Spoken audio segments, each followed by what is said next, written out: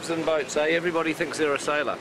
So welcome to our new blog, which is about the logistics of location shooting. We've been travelling pretty much the length and breadth of New Zealand shooting locations for The Hobbit. It's been great to get outside. It's been great to get that texture of Middle-earth into the movie. After many, many weeks of shooting in the studio, we've established our characters, we've established our story, and it was finally time to get on the road and establish the landscapes of Middle-earth. So we're currently moving about 500 crew for main unit to Hamilton, and then about 200 second unit crew to various parts of the country. We like to call it the biggest logistical move in cinematic history. Just because of the size of the fleet, close to 140 vehicles. As you can see, we're moving around a huge surface. I think everyone is secretly scared but quietly excited. The main reason for going on location on the project is to capture the scenic beauty of New Zealand. Peter's often said one of the things that won the fans over so much in the Lord of the Rings series was the unbelievable vistas and scenics because they were so magnificent. People are really excited about getting outside and taking this on the road. These are our changes for main unit crew, so this is how big we actually are. We're probably over 500. Everybody has to be in the right vehicle at the right time, they have to travel to the right place, they have to have rooms to be able to sleep in. I can't begin to imagine the logistics involved with shifting the crew, the cast, the equipment that we have on The Hobbit. It's pretty mind-blowing. You have to take everything with you to produce the films. We're having to provide our own electricity, areas to cook food, areas for people to sit down and eat. You've got to provide water, the bathrooms and the toilets that people need. You have to have weather cover, heat when it's cold, and you've got to provide cooling when it's hot. The daunting aspect of that is it's all got to get into trucks, it's all got to be on wheels, and it's all got to be ready to roll. We're about to try and cram all of this, and all of that, all of this, some of that, most of this, all these trucks, most of these people, but not that scissor lift up there that stays, are going to go into some of these trucks. These guys here are going to go into these trucks too. Nice one. No cell phone laws here, man. One of our biggest challenges on the production is actually shooting all the locations in one hit for both main unit and second unit. And you can certainly start there.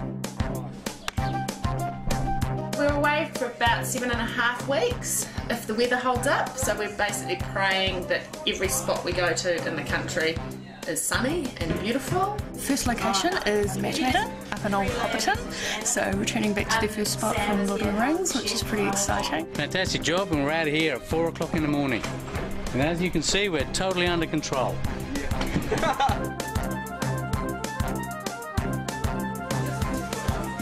Why aren't you helping?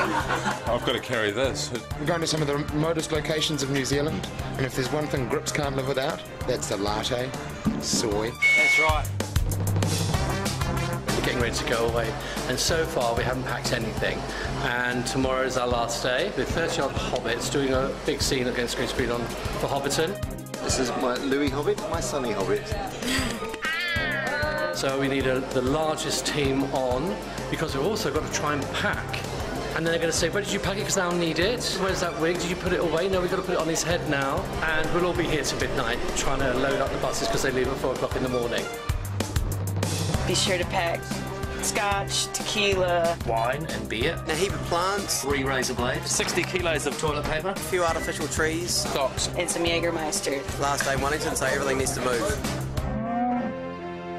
We've got a stock truck coming in to take our 49 mixed-age sheep, 15 chickens, 9 goats, 5 3-year-old steers, 4 pheasants, 2 Muscovy ducks. We've also got Michael Jackson, the walking chicken, on the lead. We're just going to take you through, get your contracts done. We've got lunch packed for you to take on the road. So just follow me. The keys are in it? Keys are in it. We've got GPS units installed in the trucks purely so we can watch what's happening as they move up and down the country. If you don't arrive, we can't shoot. Last truck should be out of here in half an hour, and then Hobbiton. Crikey. Just remember, the reason you're on this plane is because you're so valuable to the production.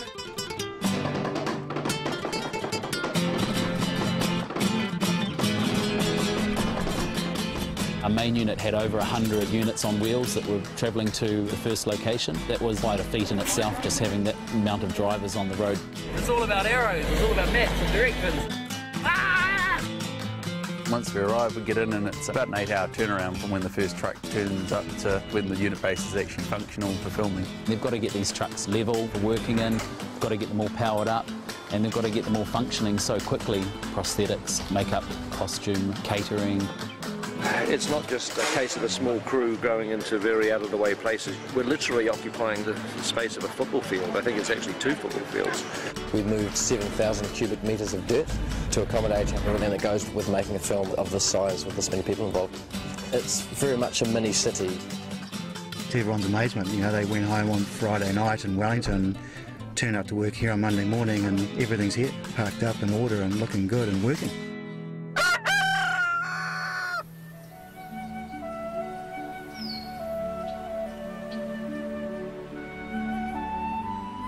It's okay. Rough day at the office today, Mom. So after 110 days in the studio, we finally make it out into the sunshine. But I'll tell you what, Hobbiton is looking fantastic. The art department and the greens department have been working on it for nearly 2 years. The grasses have grown, the flowers are out, and the plastic ones have even bloomed. It's weird when you come back to a place that you literally thought you would never see again. This is a great spot. To be standing there with Elijah dressed up as Frodo, it was the nearest thing I think I'm ever going to come to a time machine. This is actually the first time I'm stepping foot down into Hobbiton. I'll never forget that feeling of coming to Hobbiton for the first time. So much time spent in this universe, you know, with these characters, and I keep referencing the fact that I turned 19 when I came to Hobbiton for the first time. 11 years ago. I'm 30 now. I don't know, there's so many feelings of nostalgia and history. We'd been searching pretty much the whole country for this rolling green countryside. We were up here scouting around and found this place called Buckland Road. And sure enough, when we flew over it, we found the round tree, the hill, the lake. It was all meant to be. Of course, then it was a matter of talking to the owners of the land, getting their permission to shoot here and build here. It was a Saturday afternoon during a major New Zealand rugby game that he came and knocked on my father's door. And he said they wanted to make a movie, and my father actually said, "Lord of the what?" I think I kicked him under the table quietly, but that's how it all started.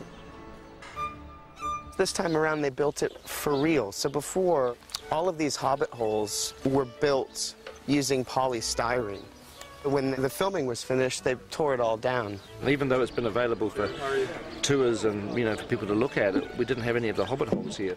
Doing the Hobbit now, it gave us the ability to rebuild Hobbiton out of permanent materials. Materials that aren't going to deteriorate, and we can carry on showing people what's involved in making a movie behind the scenes.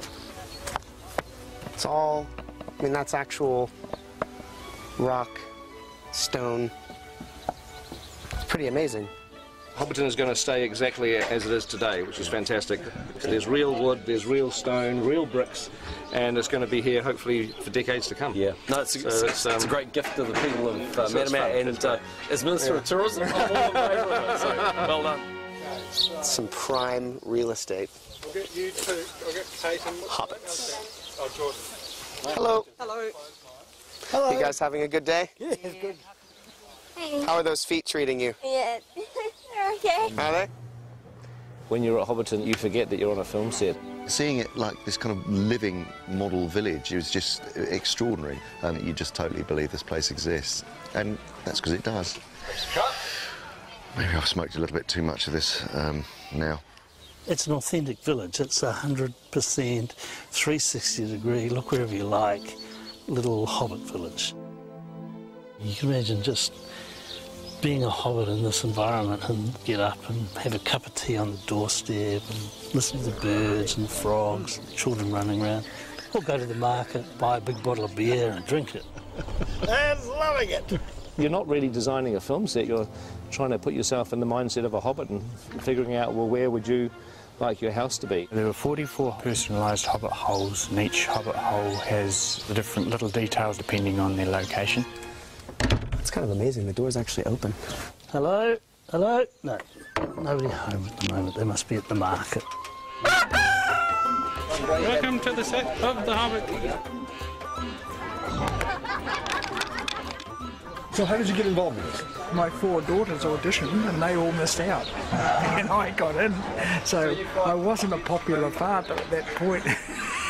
You guys are up for stealing, aren't you? Yeah. Oh, hell yeah, good. Yeah, big bad hobbits. Check this out. Oh yeah. I'd like to get a nice comb over. Is this going to be in the movie? Yeah, we can cut that. That's fantastic. We've got that. So we've just finished our first week on location. But, you know, I just wish I could move into one of these hobbit holes. I mean, this would be an absolutely idyllic place to live. It really would. This is the sort of place that I would very happily retire to. In fact, might think about it tonight or the next day. It would be good. Retiring here, that would be quite nice. Bye-bye. I hope you enjoyed the first part of our location blog. The second part will be ready very early in the new year. And in the meantime, we've just shot the last shot for The Hobbit in 2011. So it only remains to do one last thing, which is to wish you all a Merry Christmas! Merry Christmas!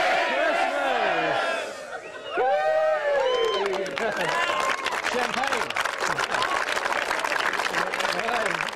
Very good.